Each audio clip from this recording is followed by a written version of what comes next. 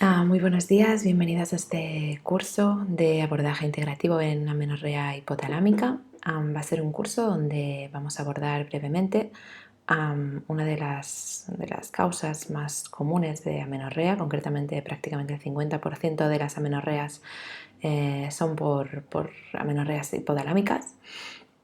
Y en este pequeño curso vamos a ver un poquito por qué ocurre, la fisiología de la mujer, a entenderla y posteriormente cuál sería el abordaje como terapeutas, dándoos pues herramientas muy útiles para aplicar en consulta basados pues en estudios científicos, en mi experiencia como terapeuta en los últimos 4 años y todos los cursos y formaciones de actualización que he ido haciendo durante este tiempo.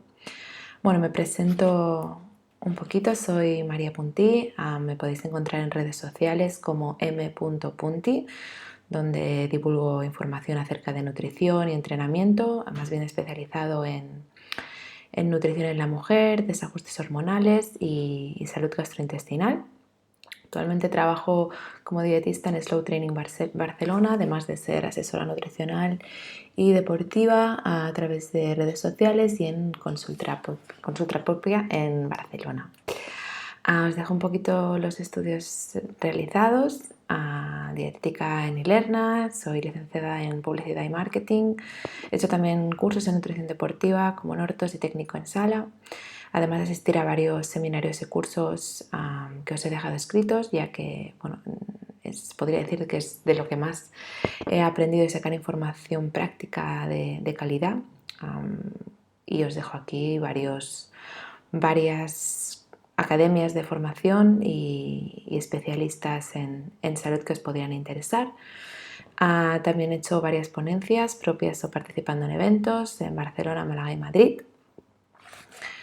Y vamos a empezar un poquito a explicar cuál sería la fisiopatología de la amenorrea hipotalámica, y cuál sería nuestro abordaje en lo que respecta al ejercicio físico, a la alimentación y, como vamos a ver más adelante, en lo que respecta a la gestión emocional, ¿vale?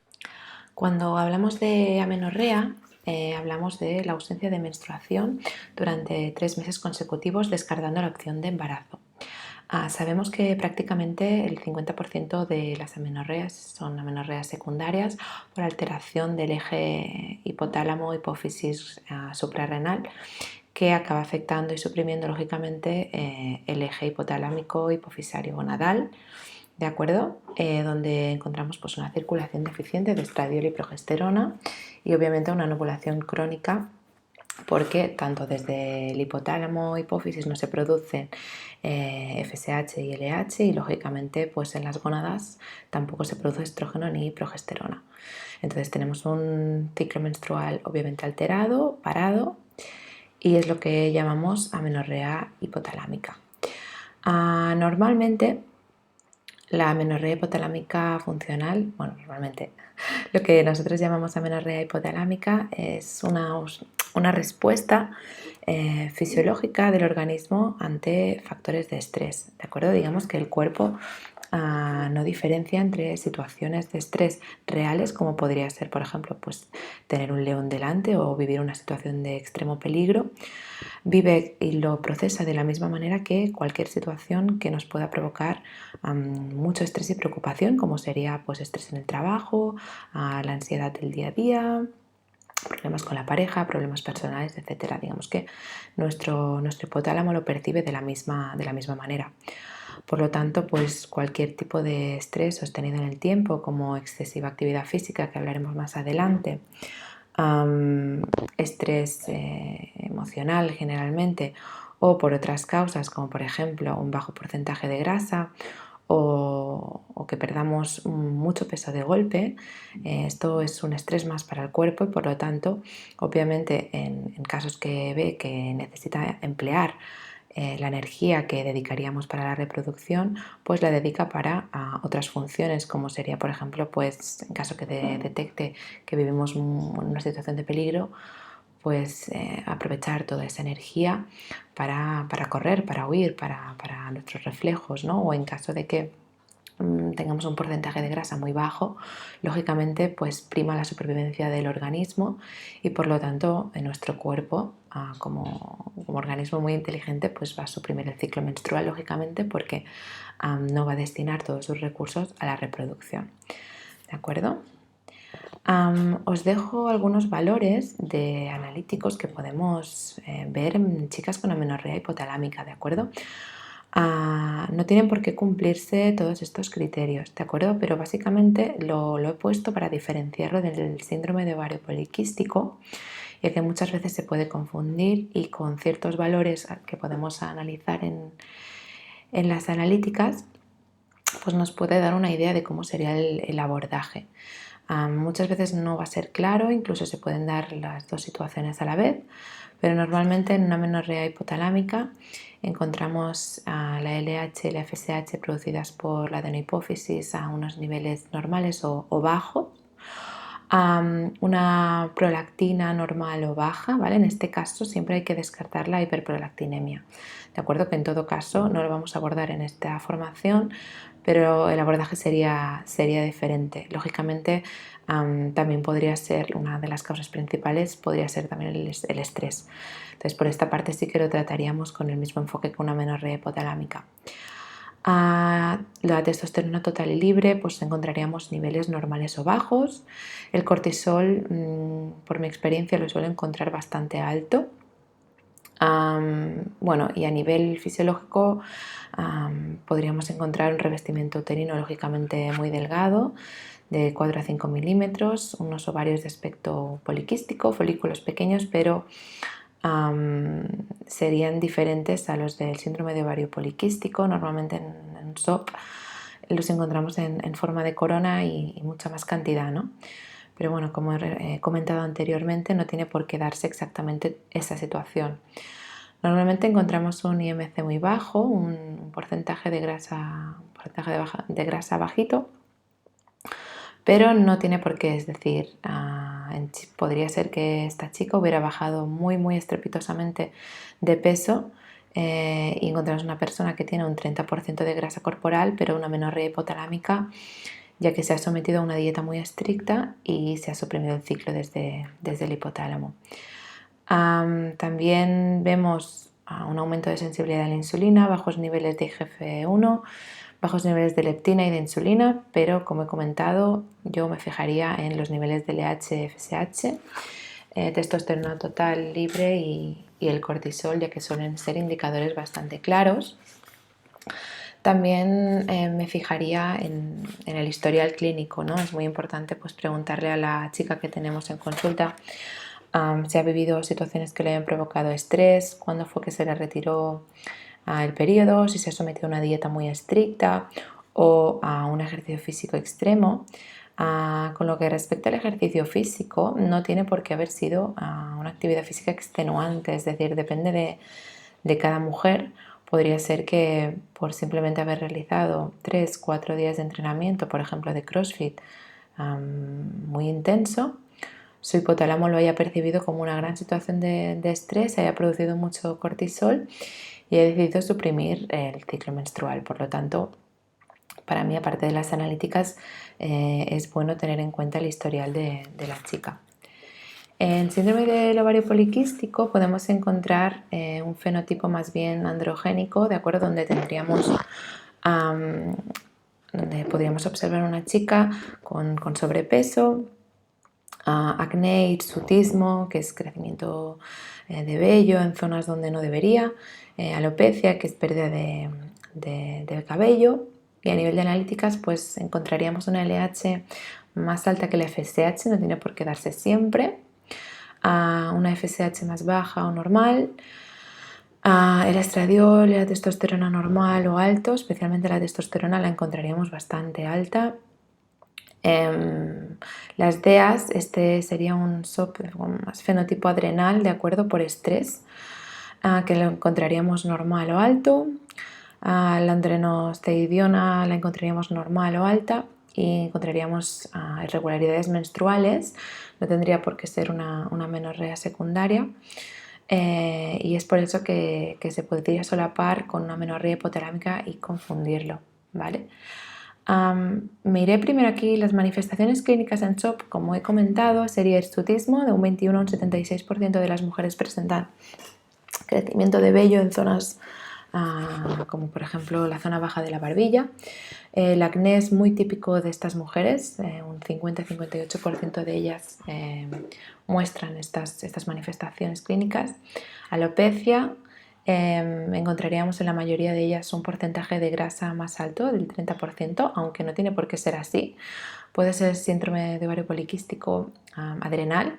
Y entonces lo que tendríamos que tratar en estas mujeres pues es su gestión ante el estrés, una gestión más bien emocional.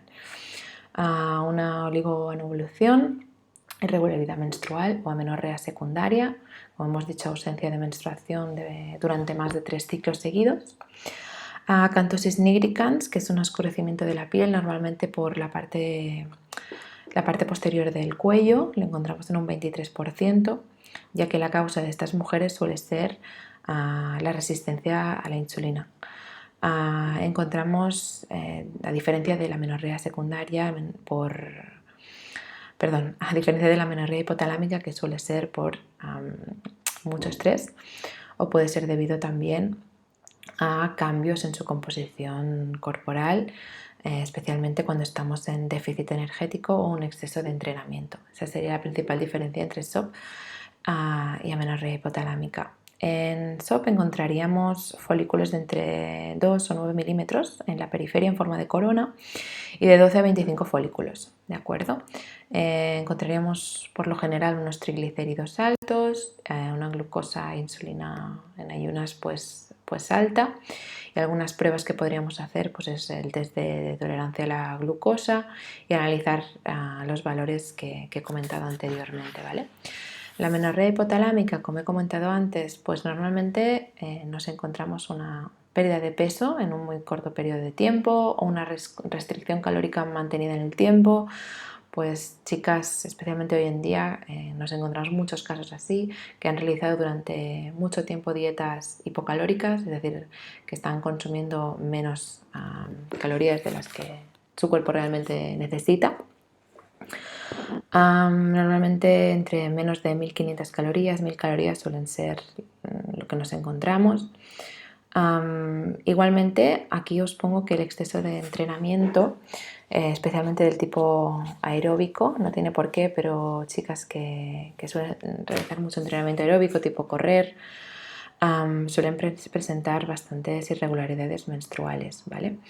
También la anamnesis, estrés emocional severo, tendríamos que descartar síndrome de Cushing por exceso de cortisol durante un periodo de tiempo, pero las características físicas de estas mujeres serían más bien obesidad y un cortisol extremadamente alto. No sería lo que me suelo encontrar más en la consulta, son chicas más bien delgadas, con mucho estrés, con muchas ganas de control sobre su cuerpo y bueno, que no son de un prototipo más bien de exceso de peso, más bien lo contrario. Por mi parte también me encuentro muchas chicas con problemas intestinales, por lo tanto tendríamos que asegurarnos que esta chica pues no tiene una mala absorción, no tiene ningún problema de sobrecrecimiento bacteriano o disbiosis, que hablaremos más adelante. También tendríamos que descartar otras causas en la amenorrea hipotalámica, lógicamente diferenciarlo de SOP por las características que hemos comentado, hiperprolactinemia, hipotiroidismo u otras causas orgánicas como masas tumorales, quistes, lesiones vasculares, procesos infiltrantes. Por eso recomiendo siempre una previa visita al ginecólogo para realizar las pruebas pertinentes y descartar otras causas que no fueran las que hemos comentado hasta ahora. ¿Por qué se da la amenorrea hipotalámica en las mujeres? Bien, principalmente porque nuestro organismo es muy inteligente y lógicamente pues siempre va a primar y va a velar por la supervivencia del organismo y destinar todos los recursos para la supervivencia, como bien suena un poco redundante, pero lógicamente va a intentar destinar todos los recursos pues para mantener las funciones vitales del cuerpo. Entonces, digamos, nuestra reproducción, nuestro ciclo menstrual, aparte de de generar estrógeno y progesterona, que tienen muchos beneficios que hablaremos más adelante en todo nuestro cuerpo, pues el objetivo final como animal, ¿no? Sería el embarazo, y por lo tanto sabemos que es un proceso, llevar un individuo en nuestro vientre, pues es un proceso muy costoso energéticamente. Por lo tanto, nuestro cuerpo se percibe en una situación de peligro, como podría ser que tenemos un porcentaje de grasa muy bajo o situaciones de peligro, va a priorizar toda esa energía para la supervivencia. Por lo tanto, suprimir el ciclo va a ser una de las primeras reacciones que va a tener nuestro cuerpo de una manera muy inteligente para nuestra supervivencia, ¿vale? Entonces, vamos a hablar un poquito de la fisiología, ¿de acuerdo? Sabemos que hay una comunicación desde el hipotálamo, desde nuestro cerebro, con nuestras gónadas, con nuestros ovarios. Entonces, sabemos que el hipotálamo está situado en el cerebro, está formado por células altamente especializadas que tienen características neuronales como endocrinas. ¿Vale? El hipotálamo pues, regula la fisiología ovárica y hormonal, y a través de pulsos las neuronas del hipotálamo liberan la hormona liberadora de gonadotropina, que regula la secreción, el neurotransmisor, que regula la secreción de hormonas gonadotropinas, que son la FSH y la LH, que se liberan desde la adenohipófisis, desde la pituitaria, en ciclos de 90 minutos, ¿vale? Generalmente. El ciclo menstrual, lógicamente, dependerá pues, de cambios del patrón de neurotransmisor y de pulsos liberados desde el hipotálamo y desde la hipófisis anterior. Y habrá un flujo retrógrado de contrarregulación por medio de hormonas pues, pituitarias y gonadales desde los ovarios, ¿vale? Os he dejado un esquema donde podemos ver lo que acabo de comentar. Desde el hipotálamo pues, tenemos una liberación pulsátil de hormonas gonadotropinas.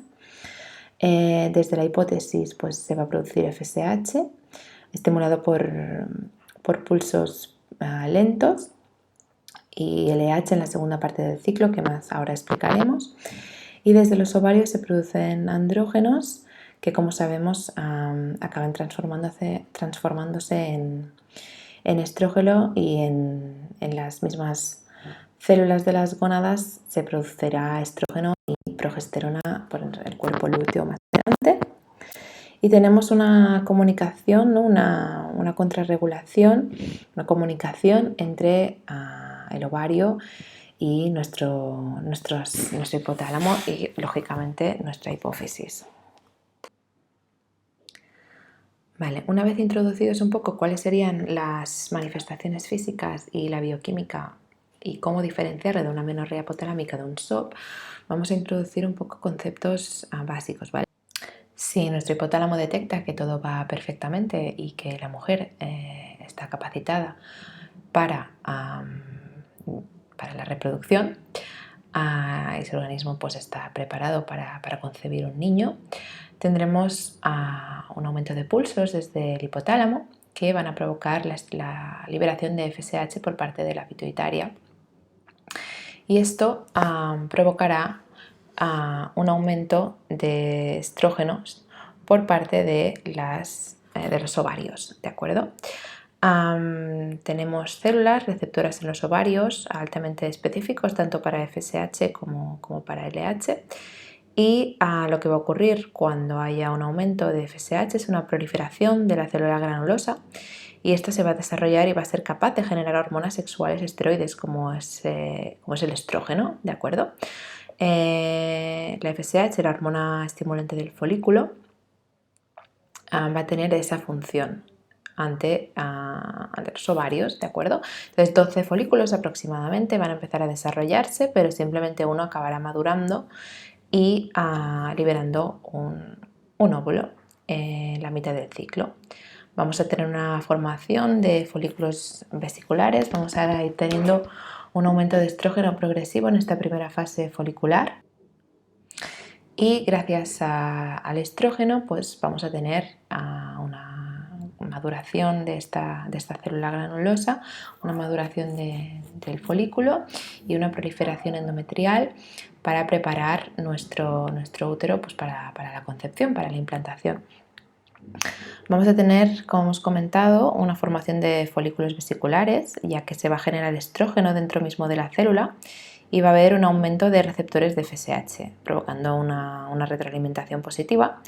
Y estas células granulosas pues cada vez van a ser más receptivas a sus ligandos, o sea, es decir, a la FSH y al LH. A cuanto más FSH y estrógenos hay, pues más receptores para la LH habrá en estas células, y eso tiene mucha lógica porque esta hormona, su pico va a ser necesario para la liberación del óvulo maduro, ¿de acuerdo? Tras una semana de crecimiento, pero antes de la ovulación, como hemos dicho, uno de los folículos crece más que los demás y el resto de folículos pues, va a involucionar hasta sufrir atresia por el estrógeno secretado y la reducción del FSH y un aumento de los pulsos por parte del hipotálamo, que va a provocar pues, el aumento de LH, y en ese momento el folículo que ha expulsado el óvulo, a las células de la granulosa y de la teca de alrededor, se convierten en células luteicas, aumentando unas 2 o 3 veces su tamaño, y se llenan de inclusiones lipídicas de aspecto amarillo y forman lo que llamamos el cuerpo lúteo, produciendo más progesterona, también estrógenos pero en menor cantidad. Y las células de la teca también producen andrógenos, androstenediona y testosterona, pero la mayoría serán convertidas en células femeninas por las células de la granulosa. En esta segunda fase, en la fase lútea, el cuerpo lúteo va a alcanzar una dimensión aproximadamente de 1,5 centímetros de diámetro, y unos 7 días después de la ovulación, que serán los días posteriores a la ovulación, son nuestros días fértiles, va a involucionar y va a perder la función secretora. Después será sustituido por tejido conjuntivo y al cabo de unos meses pues, se va a reabsorber. ¿De acuerdo? Entonces, bueno, la progesterona va a subir hasta el día 21, que a partir de este día ya no seremos fértiles, y va a preparar pues, todo el revestimiento uterino para la implantación. Lógicamente, pues si nos encontramos con una chica en amenorrea hipotalámica, pudiera ser que tuviera ciertos folículos que están parados, que no están desarrollándose.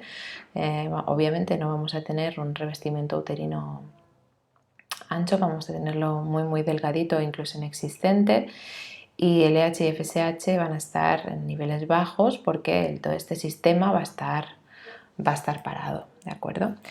Como hemos comentado, el hipotálamo es el sensor, yo le llamo el centro de control. Lo que hace es tomar, ¿cómo lo podríamos explicar?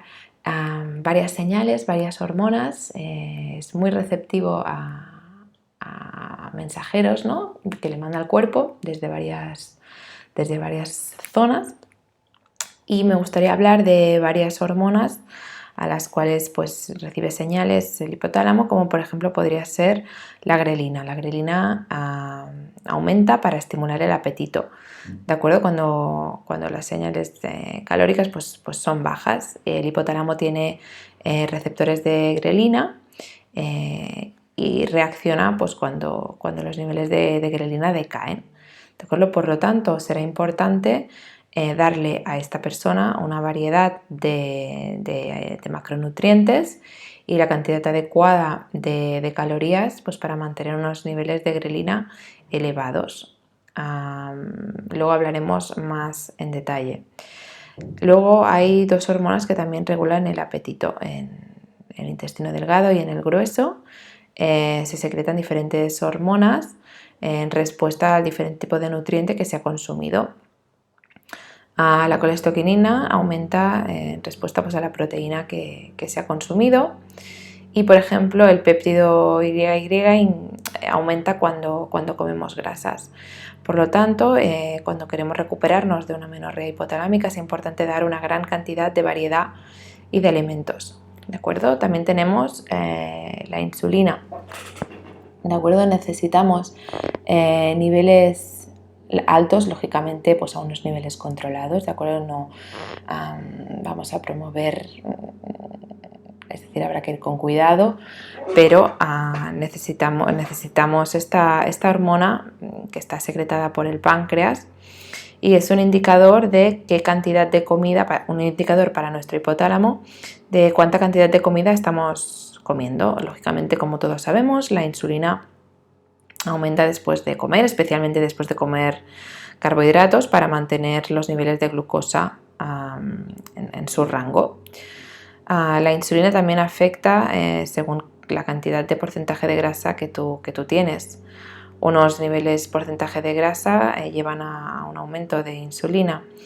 Y bueno, igual que el resto de hormonas que hemos hablado anteriormente, la insulina viaja a través de nuestros vasos sanguíneos, a través de la sangre al cerebro,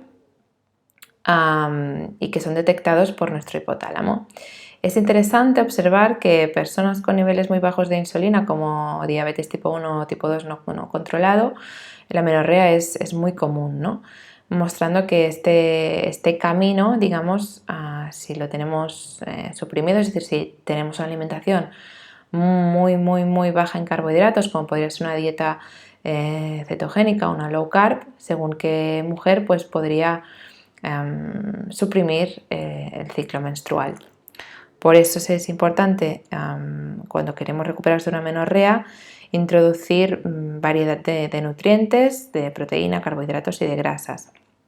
Yo aproximadamente recomendaría entre un mínimo de 150 gramos de carbohidratos al día, y con lo que respecta a las grasas, como mínimo 1 gramo de grasas por kilogramo de peso. De proteínas vamos a pautarlas según la cantidad de deporte que esta persona haga y lógicamente la edad, el peso, la cantidad de masa muscular, etcétera, pero de norma general yo suelo pautar aproximadamente entre 1,2 o 1,6 gramos de proteína por kilogramo de peso. También el hipotálamo tiene receptores para otras hormonas, como por ejemplo la leptina, ¿de acuerdo? La leptina se secreta por los adipocitos, por las células de grasa, y le dicen a nuestro hipotálamo qué cantidad de grasa está disponible en estos adipocitos. Por lo tanto, si tenemos bajos niveles de porcentaje de grasa, los niveles de leptina pues van a ser bajos. Por lo tanto, cuando perdemos peso de una manera exagerada, es decir, nos quedamos por debajo de un 15%, aunque también observamos amenorrea hipotalámica en mujeres que tienen un 20-22% niveles normales de grasa, pero que, por ejemplo, han perdido mucho peso de golpe. Pues sería una señal también para nuestro hipotálamo de si debe llevarse a cabo la menstruación o no, si tenemos que activar el ciclo menstrual o no. Otras hormonas, por ejemplo, la glucosa, ¿de acuerdo? La glucosa pues es el resultado de nuestros carbohidratos una vez han sido hidrolizados y han sido procesados, que va a ser almacenado en forma de glucógeno. Las células nerviosas responden muy rápido ante los niveles de glucosa y por lo tanto, si mantenemos niveles muy bajos, que van a comportar lógicamente bajos niveles de insulina, también podría afectar a nuestro ciclo menstrual. Por lo tanto, sabemos que hay muchas moléculas y muchas hormonas que juegan un papel muy importante en la regulación hormonal, y esto es importante saberlo y que nuestras clientes sepan la importancia de esto para llevar a cabo su proceso de recuperación, ¿de acuerdo? También la suma de estresores, lógicamente tenemos una alteración del eje adrenal. La producción de corticotropina y adrenocorticotropina, perdón, y obviamente la posterior producción de cortisol van a hacer que haya una supresión por parte del hipotálamo del ciclo menstrual, lógicamente porque habrá una supresión del eje hipófisis, hipotálamo, suprarrenal, y por lo tanto esto va a afectar al eje hipófisis, hipotálamo, gonadal, suprimiendo así el ciclo, ¿de acuerdo? Entonces digamos que las neuronas del hipotálamo pues no van a producir hormona liberadora de gonadotropinas y por lo tanto se van a suprimir las hormonas FH y LH por parte de la pituitaria. ¿Vale? Entonces, ¿cuáles son, aparte de la FSH y LH producidas por el hipotálamo, cuáles son el resto de hormonas pues, más importantes a destacar? Bueno, por lo que al estrógeno refiere, tenemos 3 tipos de estrógeno. Sin embargo, el que más nos interesa destacar en este caso es el estradiol, ¿vale? Digamos que la estrona se produce en mayor parte por el tejido adiposo y el estriol se produce durante el embarazo por la placenta. Entonces, digamos, sabemos que se produce en los ovarios el estradiol, es una hormona obviamente que proviene del esterano, del colesterol, y se produce a partir de la testosterona. Como hemos dicho, la estrona pues, se produce a partir del tejido graso o progesterona, y el estriol pues, se produce a partir de la androsterona en la placenta. La influencia del estrógeno, bueno, sabemos que el estrógeno no simplemente influye en los ovarios, es decir, tiene efecto en el ciclo menstrual, sino que por todo el cuerpo pues tenemos receptores, tanto en el corazón, en el hígado, especialmente en los huesos, en la piel, en el útero, obviamente ovarios, pechos y cerebro. En amenorrea hipotalámica siempre nos fijamos y queremos prestar mucha atención al estado de los huesos. Siempre recomiendo, antes de empezar a asesorar, hacer una densiometría, especialmente si la chica lleva más de 6 a un año, entre 6 meses y un año con amenorrea hipotalámica, porque la densidad ósea puede estar afectada, ya que cuando estamos mucho tiempo sin producir estrógenos ocurre una desmineralización de los huesos. Bueno, sabemos que tenemos dos tipos de receptores, como hemos dicho, y expresados en las células. Y como sabemos, el estrógeno pues, es una hormona muy prolífica, con una capacidad proliferativa muy grande. Al final es un tipo de mensajero, ¿no? Un tipo de hormona intracelular, tiene un receptor intracelular y por lo tanto es muy potente y lo necesitamos para nuestra salud. Especialmente, como he comentado, la pérdida de estrógenos pues, provoca un aumento de citocinas como la interleucina 1, 6, la 7 y TNF-alfa, y esas citocinas son osteoclastogénicas, que significa, en resumen, que se producen por las células T y conducen a una disminución general de la densidad mineral ósea, ya que aumenta el número de osteoclastos. Entonces, tenemos que prestar muchísima atención a los huesos, especialmente en atletas, que muchas veces no son conscientes. Hablaremos un poco más adelante sobre qué es la tríada del atleta, pero esto ocurre en muchas mujeres de alto rendimiento, pues que pierden la menstruación y tienen un riesgo más elevado de sufrir fracturas óseas.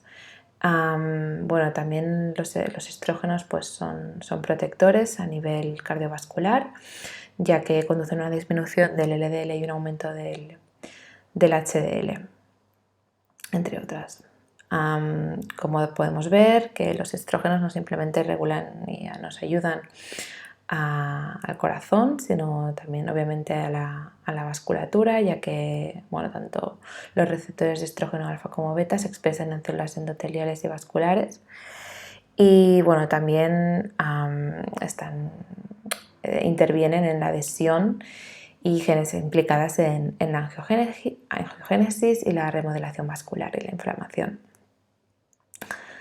La progesterona, que es la otra hormona que se produce en la fase lútea, a partir del cuerpo lúteo, pues se ha visto que mejora el aprendizaje, la memoria y la concentración, y podemos decir que es neuroprotectora por el efecto que provoca en neurotransmisor en GABA.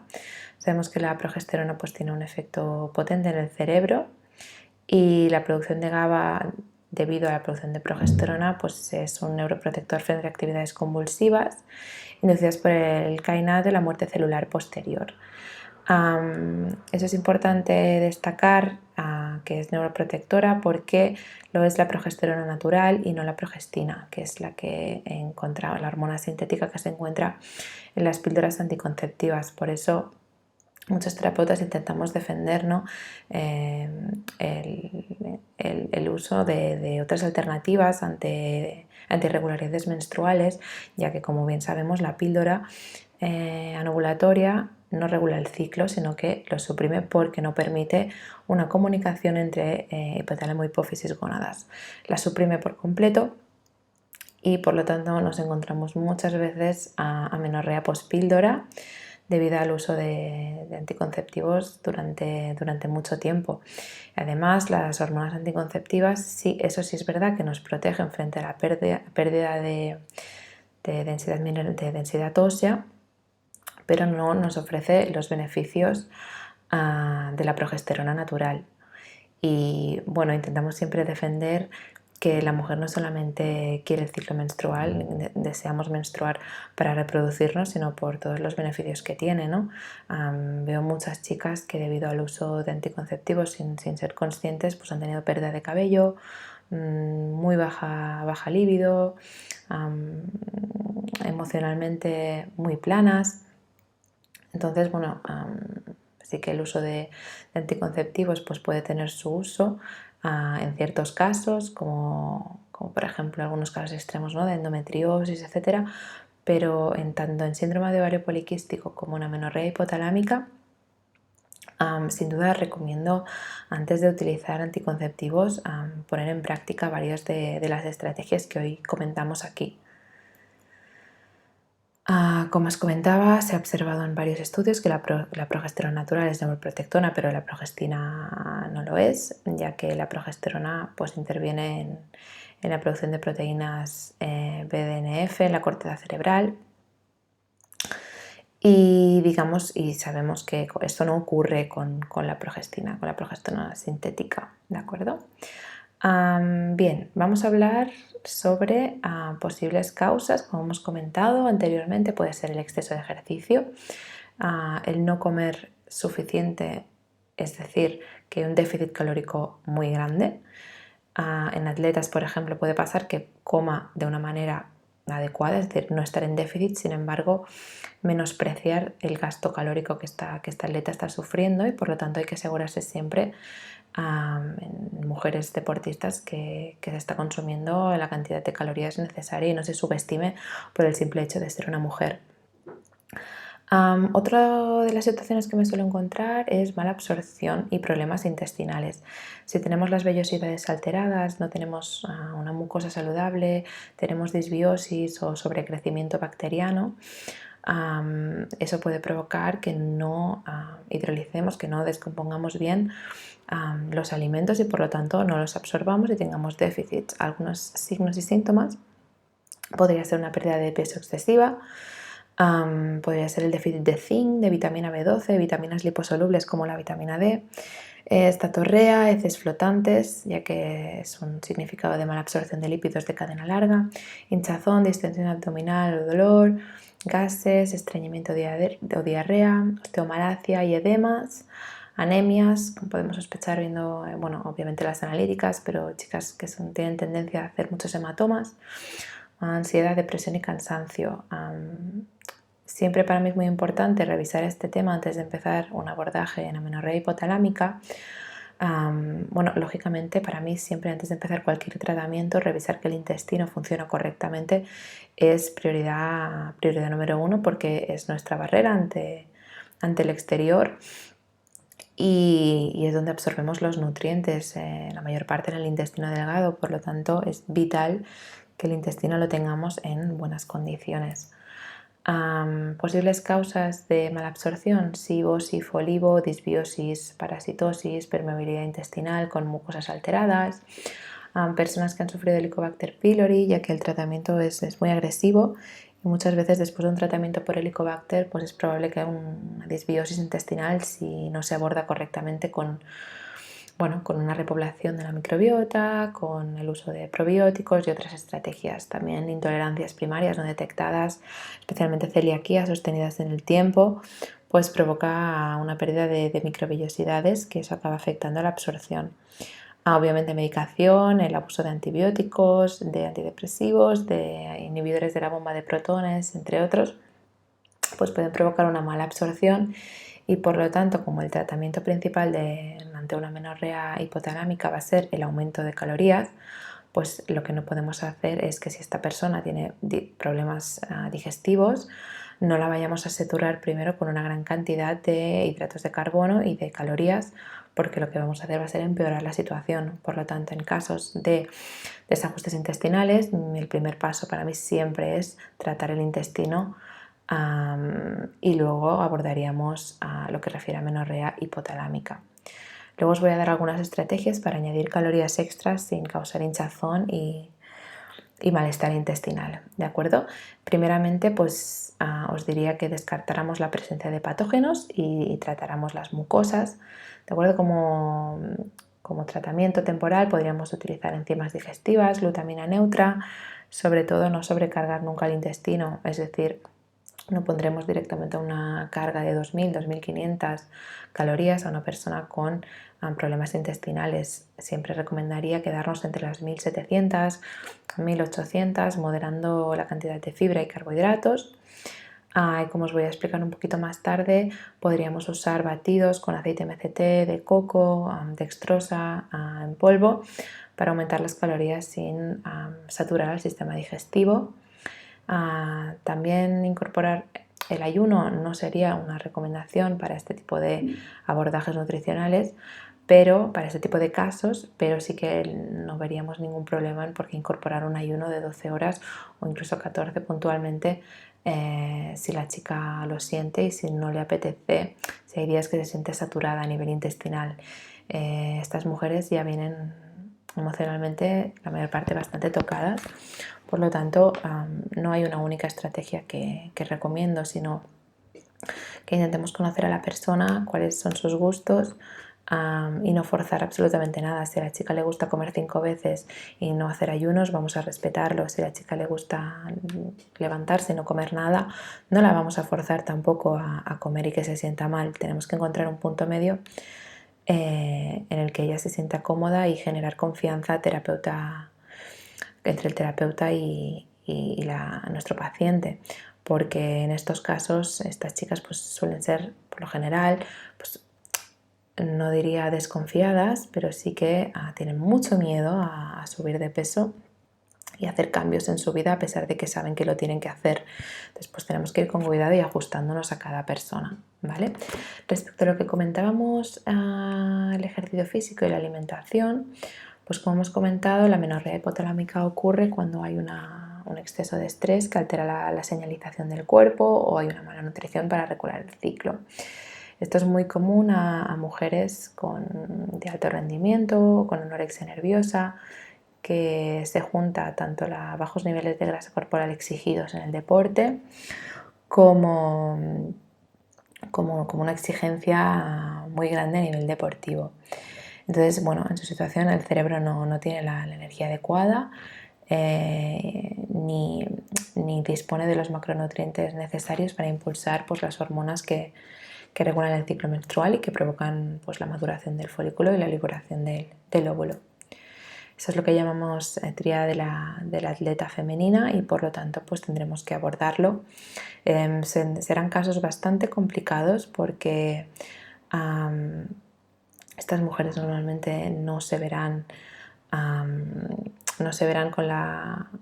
una situación más complicada, ya que su vida laboral bueno, quizá depende del deporte, ¿no? Entonces, tomarse un año para recuperarse, ya que estos procesos llevan tiempo, sabiendo que un folículo pues tarda 100 días aproximadamente en madurar, pues no va a ser un trabajo fácil. Entonces aquí el trabajo psicológico yo recomiendo siempre trabajar junto con una terapeuta, con una psicóloga que le apoye y que le ayude y le dé confianza en ella misma para recuperarse y para apostar por ella, ¿no? Sí que es verdad que en casos de atletas que estén en competición y lleven en amenorrea pues 1, 2, 3 años y no están dispuestas a hacer un cambio en su vida, sí que recomendaría el uso de la píldora o algún método anticonceptivo para evitar pues, el riesgo de fracturas óseas, ¿no? Sin embargo, yo no defiendo el uso de anticonceptivos, pero sí que hay casos pues, en los que por las circunstancias de la chica pues será más beneficioso que perjudicial. Algunas ideas que podemos transmitirle como terapeutas es que si no se prestan atención a ellas mismas, vamos a tener un riesgo de fractura, osteopenia y osteoporosis, ¿vale? Grave. Podemos también sufrir complicaciones vasculares, depresión, baja libido y sobre todo con esto las podemos enganchar, que yo le llamo, con explicarles que si no recuperamos el ciclo menstrual y volvemos a tener otra vez de nuevo estrógenos circulantes, pues vamos a tener una pérdida de la fuerza muscular. Os dejo un estudio muy interesante al final de la presentación de Philips K. Y de hecho me he olvidado aquí de poner otro artículo, el cual he sacado información acerca de esto. Os lo voy a dejar adjuntado, pero sabemos que obviamente el cortisol pues, provoca una inflamación sistémica y que además el hecho de no tener hormonas gonadales circulantes puede afectar la pérdida de masa muscular, especialmente a la pérdida de fuerza muscular, ya que afecta a lactina y miosina, proteínas contráctiles, y por lo tanto tenemos una disminución de la fuerza.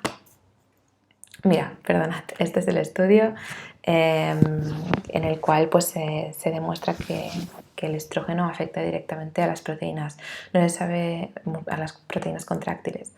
De manera que, bueno, esto y la pérdida de densidad ósea sería una de los dos pilares más fuertes a la hora de abordar a mujeres, a atletas que sufren amenorrea hipotalámica, para hacerlas conscientes de los riesgos, no meterles miedo, pero sí, bueno, hacerles conscientes, ¿no? Y aquí es donde viene especialmente el abordaje terapéutico integrativo, es decir, no solamente tenemos que dar una dieta y olvidarnos, sino que tenemos que empatizar con esa mujer, tenemos que entenderla, tenemos que entender, como veremos más adelante, qué hay detrás de ese control, de esa obsesión muchas veces por querer estar en un porcentaje de grasa muy bajo, en los ideales, ¿no? Yo en muchos casos les pregunto pues, a quién sigues en redes sociales, a quién tienes de referentes, cada caso va a ser diferente, pero me encuentro mucha obsesión por pensar que como menos números hay en la báscula, pues más felicidad va a obtener y más aceptación, y hay que hacerlas conscientes de... Yo les pregunto a veces, ¿pero tú, cada kilo que has bajado, te has sentido más feliz o más infeliz? Y siempre la respuesta es obviamente más infeliz, pero hay mucho miedo a soltar, a confiar y a subir el porcentaje de grasa y reducir el ejercicio, porque sienten que es la única. Hay mucho deseo de control detrás de estas chicas y sienten que controlar su cuerpo pues es una manera de controlar su vida, ¿no? Ya que hay muchas otras. Ese es un perfil muy típico más bien de bulimia que de anorexia, pero por lo general son chicas muy controladoras y con muchísimo miedo. Por lo tanto, hay que abordarlo tanto desde la nutrición como a nivel deportivo y emocional. Es decir, bueno, ahora os lo explico. Respecto al aporte energético, ¿de acuerdo? Aquí os dejo algunas referencias de cuál sería el número de calorías diarias recomendadas. Pero si empezamos con una chica que come muy poquito y tiene mucho miedo a la comida, aparte de trabajarlo obviamente con un terapeuta a nivel psicológico, no vamos a poner a una chica que está comiendo 1100 calorías, de pronto 2500. Uno, porque no lo va a hacer. Dos, le va a dar mucho miedo y quizá le siente mal. Por lo tanto, hay que ir haciendo un aumento progresivo, intentar siempre ponernoslas de nuestro lado, ¿de acuerdo? Hacer un trabajo juntas y no imponer. Bueno, os dejo aquí las referencias por si lo queréis usar con vuestros pacientes. Lógicamente, esta es una referencia para personas que son sedentarias. Por lo tanto, si hace un deporte muy exigente, habrá que valorar el aumentar aún más el número de calorías, ¿de acuerdo? La duración de la recuperación pues puede tardar hasta de un mes a un año. Depende de cómo esté de inhibido pues, la conexión hipófisis-gónadas. Habrá que tener en cuenta que si es menor de 19 años habrá que aumentar más el número de calorías. Y el porcentaje de grasa aproximado, pues deberíamos estar siempre por encima del 15%, idealmente entre un 20, un 25, incluso un 30. Si venimos de un porcentaje de grasa superior al 30, que se puede pasar en mujeres que han bajado mucho peso de golpe, tendríamos que probar este tratamiento, ¿no? Hacer un ligero aumento calórico, hacer una dieta hipercalórica por al menos 6 meses.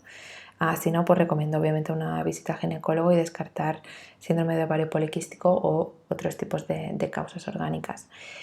Sobre todo, y muy importante, mantener 3 ciclos sin alteraciones. Vais a encontraros que una vez la chica haya recuperado su periodo, pues quiera ya volver otra vez a entrenar fuerte y a bajar de peso.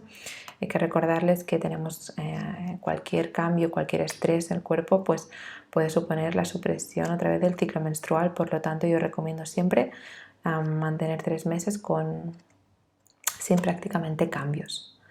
Por lo que hace a los micronutrientes, pues tenemos que asegurarnos que cubrimos todos los requerimientos necesarios. Fuentes de calcio, lógicamente va a ser importantísimo para nuestros huesos, pero recordar que no es imprescindible el uso de lácteos. Tenemos otros alimentos que también son ricos en calcio, como pueden ser, por ejemplo, las sardinas en lata, que además también tienen muchísimo omega 3, las almendras, las semillas de sésamo o el tahini, incluso crucíferas como el brócoli o la coliflor también son muy ricas en calcio. Lógicamente tenemos que asegurarnos unos buenos niveles de vitamina D para la salud folicular y bueno, entre otras cosas, esta vitamina liposoluble interviene en muchos otros procesos. Sabemos que la gran mayoría de la población tiene déficit. Yo recomendaría estar aproximadamente por encima del 50 en las analíticas y por lo tanto pues recomendaría hacer una analítica analizando estos valores y pautando vitamina D. Yo siempre la recomiendo en formato liposoluble, puesto que se absorbe mejor en forma de micelas, y aumentar pues el consumo de alimentos como por ejemplo setas como el shiitake, el hígado, el arenque o el salmón o otros tipos de pescado azul. También la vitamina C no se encuentra solamente en las naranjas, sino también os dejo aquí un esquema un diagrama con las fuentes de alimentos que podéis utilizar: coliflor, col, pimiento rojo, el brócoli. También será necesario vitamina K. Podéis encontrar la vitamina D en formato liposoluble junto con vitamina K de Cure Support, se llama. A mí me gusta mucho esa marca, sino también la marca Kal, K-A-L, también viene en formato de gotas, en formato liposoluble, y que es muy cómodo a la hora de recomendar. Vienen 3 gotas, son 1000 unidades internacionales. No voy a dar recomendaciones porque va a depender de la cantidad de vitamina D que nuestra clienta tenga, y yo recomiendo que si hay que dar dosis superiores a 5000 unidades internacionales sea el médico quien lo paute. Bueno, algunas fuentes de vitamina K sería el hígado de ternera, siempre ecológico, las patatas o el germen de trigo. Otros nutrientes que sería interesante sería la forma no activa de vitamina A, ¿vale? Los betacarotenos, ya que interviene en la formación de estructuras foliculares y por lo tanto la escasez de betacaroteno pues puede conllevar una deficiencia en vitamina A y por lo tanto en la síntesis de proteínas o esteroides. Por lo tanto, pues asegurarnos de que consumimos verdura y fruta de este color anaranjado y naranja, pues también será una estrategia más, ¿no?, para la buena salud folicular. Importantísimo para mí respecto a macronutrientes, los glúcidos, los hidratos de carbono. Se sabe que altas concentraciones de glucosa en sangre aumentan el número de pulsos de hormona liberadora de gonadotropina, aumentando la producción de FSH y LH. Os dejo aquí el estudio. Y además la hiperinsulinemia también intensifica la esteroidogénesis ovárica, la producción de estrógeno a nivel ovárico. Por lo tanto, sí que recomiendo intentar no saturar tampoco hidratos de carbono.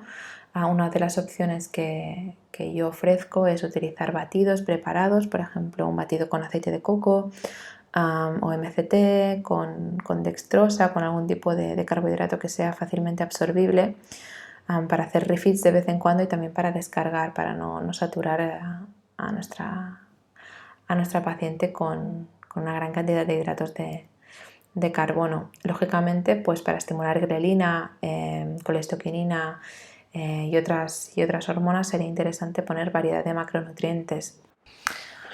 Lógicamente, como hemos comentado anteriormente, hacer refeeds nos va a ayudar a la estimulación de pulsos de hormona liberadora de gonadotropinas por parte del hipotálamo.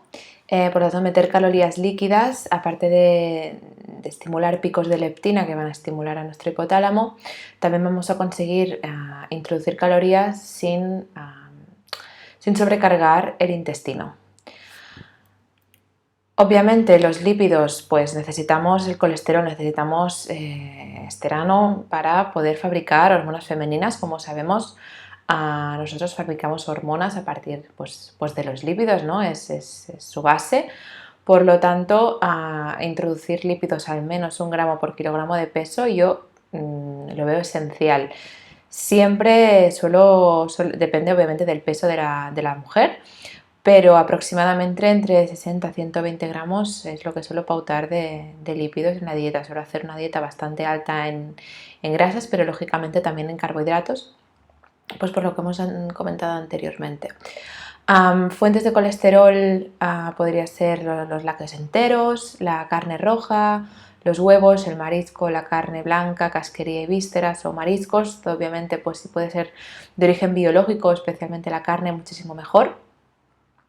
Pero sobre todo también incidir en explicar el por qué, ¿no? Yo muchas veces les enseño directamente la molécula, les explico, mira, pues a partir de la grasa se pueden fabricar hormonas femeninas que se acumulan alrededor pues de nuestro sistema reproductor y por lo tanto esa es la función que tiene esa grasa que tú precisamente quieres quitar y odias, ¿no? Entonces aprovechar cada momento que le explicamos el porqué de la terapia, pues en qué lo va a beneficiar y bueno, así a la vez vamos trabajando ese aspecto emocional del autocastigo, de la autoexigencia, de hablar un poco sobre lo que se espera de la mujer a día de hoy, los estándares sociales que tenemos. Les envío incluso a veces fotos de antiguas modelos, Marilyn Monroe, otras actrices que tenían un porcentaje de grasa pues adecuado para la mujer, ¿no? No estos estándares que tenemos hoy en día de que la mujer tiene que estar hiperdelgadísima, no comer prácticamente nada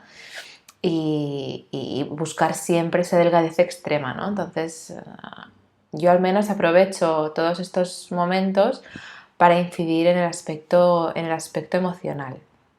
Por lo que respecta a la suplementación, en el caso de amenorrea hipotalámica no me gusta demasiado saturar, pero sí que hay algunos adaptógenos que lo que hacen es reducir la respuesta ante el estrés, reducción del cortisol, como puede ser la ashwagandha. Yo la suelo dar en dosis de 600 miligramos al mediodía o a la noche. También es un suplemento interesante dar GABA por la noche o incluso L-tirosina por la mañana. Yo empezaría por pequeñas dosis, 500, 1000, 1500 miligramos al día. También es un apoyo tiroideo. El glicinato de magnesio, como sabemos, es un mineral que hoy en día pues la mayoría de la población tiene déficit, con lo cual yo suelo suplementar en formato de glicinato. En formato de carbonato muchas veces puede provocar pues problemas de diarrea, así que suelo dar 300 y 300 divididos entre desayuno y cena. También vitamina B6, apoyo al sistema nervioso, triptófano, ginseng, incluso también otra estrategia interesante sería el uso de cimífuga, ya que es un fitoestrógeno que suplementado 15 días al mes ha mostrado en algunos síndromes de ovario poliquístico y en algunos estudios que podría imitar al estrógeno y así activar, digamos, el ciclo desde el hipotálamo, ¿no? Yo sinceramente no es un suplemento que utilice demasiado, suelo quedarme simplemente con ashwagandha, también con vitamina D, ya que la mayoría de población tiene déficit y intervienen muchísimos procesos metabólicos y necesarios para el buen funcionamiento del cuerpo humano. Por lo tanto, yo siempre suelo darlo en formato liposomal. Cure Support me gusta mucho, que viene con vitamina K también. Pero sí que dosis más altas de 5000 unidades internacionales ya recomiendo que vayan al médico para que les paute esta vitamina. Como sabemos, es una vitamina liposoluble y por lo tanto su excreción no es tan fácil como el resto de vitaminas, con lo cual un exceso podría provocarnos problemas de salud. Y lógicamente suplementar con EPA y DHA sería una estrategia interesante, especialmente al principio, hacer un mes de recarga de de estos dos ácidos grasos. En todo caso, intento, como siempre, utilizar los mínimos suplementos posibles. Por lo tanto, simplemente con pautar 4 días a la semana de toma de pescado azul ya es más que suficiente, porque además su biodisponibilidad es más alta si si el omega 3 procede de alimentos de origen animal. En el caso de mujeres veganas y vegetarianas, sin duda, siempre lo suplementaría. También para evitar un desajuste del rango omega 6 omega 3 que suele ocurrir en personas especialmente veganas. Os he dejado algunas fuentes de vitamina D. Como veis, el hígado se repite muchísimo. Es un órgano que, si es de origen ecológico, lógicamente, pues está cargadísimo de vitaminas B, vitaminas D, etcétera. Así que, bueno, la mayoría de chicas me suelen comentar que no les gusta para nada, pero bueno, también está en formato paté, por ejemplo, que suelen entrar mejor. Pero bueno, tampoco hay que dar alimentos que a la persona pues no le apetezcan, lógicamente. También el arenque, algunas setas como la seta shiitake también tienen vitamina D.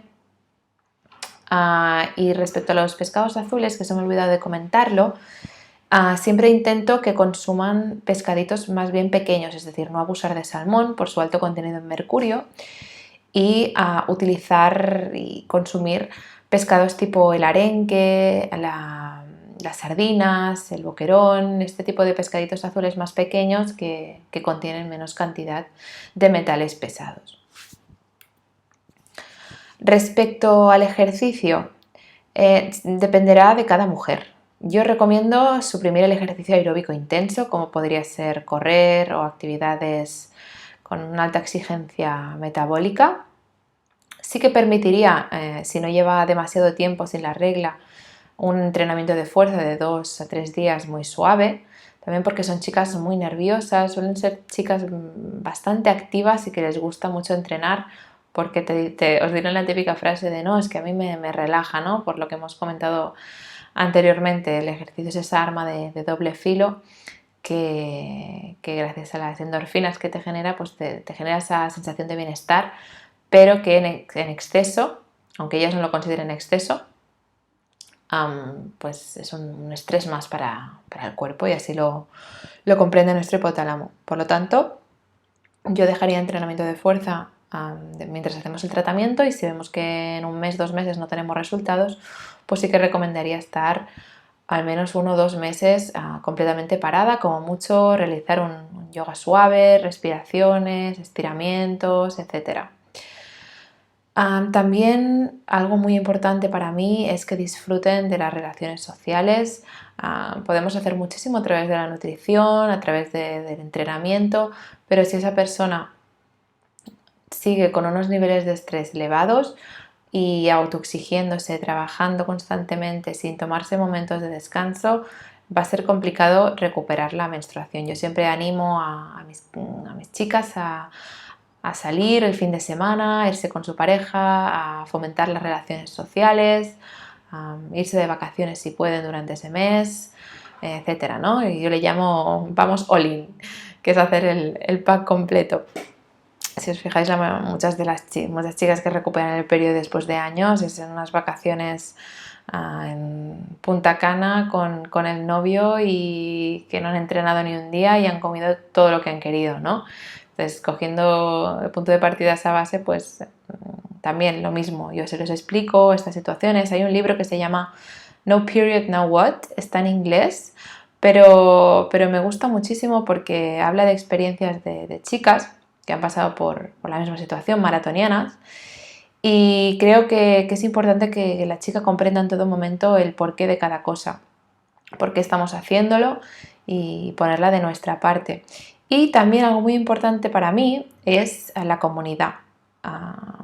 Os voy a dejar también el enlace de un grupo de Facebook que creé hace 2 años, unas 400 chicas aproximadamente, y promoví que profesionales y chicas en la misma situación, pues que tenían amenorrea o que la habían superado, o que simplemente quisieran aportar información, pues participaran, ¿no? Creo que les ayuda mucho. He podido comprobar que ver experiencias de otras chicas que la han superado, que no están solas, les da esperanzas y consiguen soltar un poco más ese miedo, abrirse y compartir, porque como os he comentado, pues son chicas que detrás de todo ese control y de todas esas ganas por verse delgadas, pues hay muchas cosas por debajo, ¿no? Ahora os pondré un gráfico que para mí pues es muy visual y se entiende mucho y es fácil, ¿no? Empatizar con estas chicas porque, bueno, es fácil, me refiero con el gráfico, ya que muchas veces me encuentro muchas personas que no lo entienden, ¿no? Y especialmente su alrededor, que les comentan, bueno, pues si tienes que comer, come, ¿y qué más da si te engordas, ¿no? Entonces se sienten solas, se sienten incomprendidas y creo que mostrar empatía y comprensión y no juzgarlas es muy importante en este proceso. Para entenderlas un poco suelen ser chicas, como os he dicho, ¿no? Con mucha obsesión por la comida, por contar calorías, por seguir un papel, mucha obsesión por el control, ya que, bueno, este suele ser el caso más bien de las chicas con bulimia, etcétera, suelen ser más controladoras. Pero sí que me encuentro muchas chicas con una vida a veces que sienten que se les va de las manos, ¿no? Y la obsesión, bueno, no me gusta llamarle obsesión realmente, pero esa fijación con el cuerpo y con la comida, pues como es lo único que realmente pueden controlar, ¿no? Aquello que entra en su cuerpo, pues se sienten muy seguras con ese control. Les cuesta mucho, mucho, mucho soltar el control, por lo cual que hagan actividades donde sean desenfadadas, desorganizadas, que se reten un poco ellas mismas, pues también es algo que veo importante trabajar, ¿no? A nivel psicológico, pero como siempre os digo, nosotros podemos llegar hasta un punto y si vemos que no podemos ayudarla más y necesita un empuje, siempre recomiendo hacer terapia psicológica. Bueno, suelen ser chicas con ansiedad, con depresión, con baja libido, lógicamente, cuando llevan mucho tiempo sin la menstruación. Mucha reactividad, tristeza, muchos altibajos, vamos a tener que tener mucha paciencia porque tienen mucho miedo y muchas veces se transforma eso en enfado, en exigencia, en culpabilidad y hay que ser pacientes y no hacer ningún tratamiento de choque y promover pues una transición y siempre ponerlas de nuestro lado. Este gráfico me gusta mucho porque realmente hoy en día nos encontramos muchas personas así, ¿no? Especialmente mujeres, que yo les llamo dietantes crónicas, son esas chicas que han hecho 40 millones de dietas, han subido y bajado de peso constantemente y pues repiten constantemente ese patrón, ¿no? De busco la solución a mi problema emocional en la dieta, hacemos un déficit que nos genera hambre y ansiedad. Tenemos muchísimos atracones, vemos que no hay resultados, se nos va la regla por el estrés, culpa, autocastigo, me voy a otro preparador, a otro nutricionista y vuelvo a empezar otra dieta y vuelvo a generar otra vez ansiedad por la comida, culpabilidad que no puedo controlar, me autofustigo, me autoexijo y así toda la vida durante años.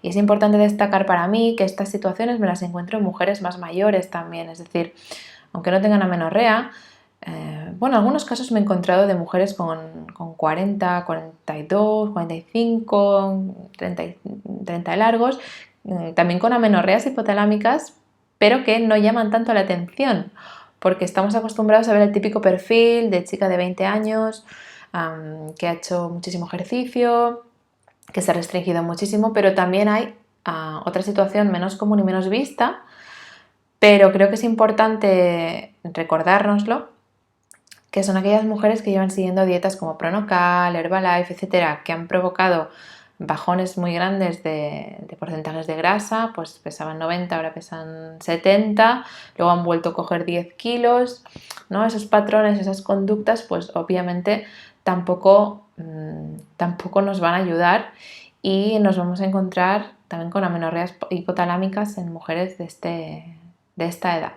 Con lo cual yo creo que mostrarles gráficos como este les va a ayudar a recordarse que otra dieta no es la solución, que seguir un papel toda la vida no es la solución y que otra dieta más lógicamente no les va a funcionar. Mira, justamente me acuerdo de una clienta que visité la semana pasada que se me puso a llorar, creo que tiene 42 años, se me puso a llorar desesperadamente, ¿no? Una mujer pues con 2 trabajos, con 4 hijos, viviendo fuera de casa porque están haciendo obras en su casa, con un trabajo hiperexigente, y con una amenorrea desde hacía prácticamente un año, descartando otras causas, lógicamente, y con muchísimo, muchísimo estrés. Y se me puso desconsoladamente a llorar cuando le dije, con la de cosas que tú haces, con la increíble mujer que eres, con lo buena que eres en tu trabajo, con la familia, y te fustigas simplemente porque tienes un porcentaje de grasa alto, es decir, no, es que no tiene ningún sentido, que tú no eres tu porcentaje de grasa, que eres mucho más. Bueno, la llorada increíble de ese momento, ¿no? De comprensión, de empatía, creo que eso es muy, muy importante en cada uno de nuestros clientes. No, la nutrición va muy ligada a las emociones, no podemos pretender separarlo. Y bueno, me emociona ahorita al decir esto, pero sí, creo que tenemos que, aunque no seamos psicólogos, pues darle importancia a esa parte del ser humano. Como os comentaba antes, el gráfico, pues detrás de atracones, de aislamiento, vómitos, de excesivo ejercicio físico, pues tenemos detrás una muy baja autoestima que hay que trabajar a la vez que nuestra dieta, que nuestro entrenamiento, etcétera. Que solemos encontrarnos, pues eso, exceso de control, como os he comentado, mucha inseguridad, exigencia, impulsividad. Por lo tanto, nosotros lo que vemos desde arriba es la punta del iceberg. Y también os va a ayudar mucho a enseñarles a vuestras clientas este tipo de gráficos, porque realmente lo ven muy claramente cuál es su situación y les ayuda más a comprenderse. Finalmente, quiero hacer un pequeño resumen de cómo abordar esa subida de peso como terapeutas, trabajar creencias. La acupuntura también puede ayudar a relajar, a disminuir el cortisol. El apoyo colectivo, pues si podéis hacer grupos de WhatsApp, por ejemplo, con mujeres en la misma situación, o grupos en redes sociales, o promover la comunicación. A veces incluso he puesto en contacto dos chicas que no se conocían de nada, pero en la misma situación, y les va bien, ¿no? Para apoyarse en momentos.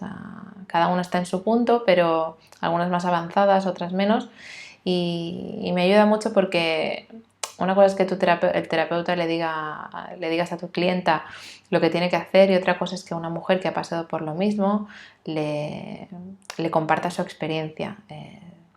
Les ayuda más a sentirse más seguras.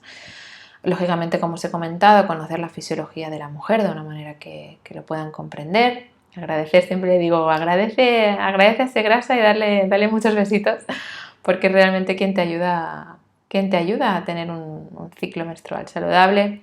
Las relaciones afectivas con familia, con pareja, con amigos, el descanso, la respiración consciente, el salir a comer fuera y olvidarnos un poco de seguir un papel. Yo siempre les comento que lo que yo les entrego es una guía, es una pauta nutricional, y por lo tanto, pues si un día les apetece comer de menos, comer menos, si otro día les apetece comer más, y si quieren salir fuera, que salgan fuera. ¿De acuerdo? Intentar poner las mínimas restricciones posibles y, como siempre digo, hacer un proceso transitorio. Muchísimas gracias por vuestra atención, espero que os haya quedado todo claro, que os haya podido aportar información de valor. Si queréis seguir obteniendo más información, podéis entrar al Instagram m.punti, donde sigo publicando y divulgando información acerca de temas de salud hormonal, salud emocional, salud digestiva. Y espero que disfrutéis muchísimo de esta y del resto de formaciones, que estoy segura que el resto de compañeros míos han hecho una labor espectacular. Y muy agradecida por esta oportunidad a Fisiofocus, a Irene, a Regenera. Ha sido un honor poder formar parte de este proyecto y espero poder formar parte de más. Muchas gracias.